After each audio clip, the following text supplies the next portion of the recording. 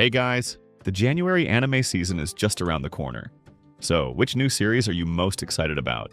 Personally, the one I'm most looking forward to is this Fate Strange Fake. This time there are actually two Holy Grail Wars happening at the same time. The fake Holy Grail War and the true Holy Grail War. Both wars unfold simultaneously and share the very same battlefield. The purpose of the fake Holy Grail War is to create a war that merely looks like a Holy Grail War.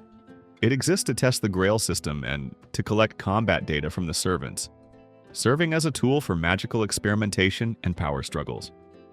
Therefore, the fake Holy Grail War is not about granting wishes at all, but about manufacturing a conflict that only appears to follow the rules of a Holy Grail War.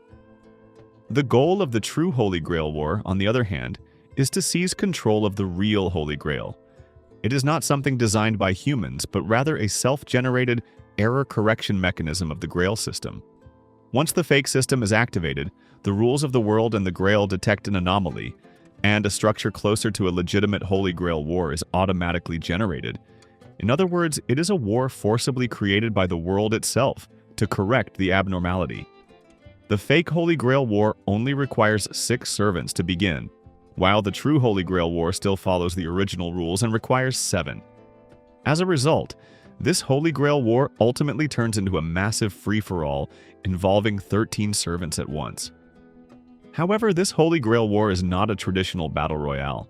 The servants are not operating under a single set of rules.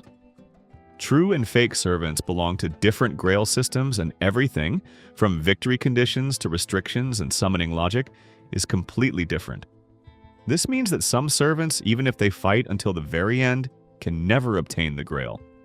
And for others, becoming the so-called final winner was never possible from the start.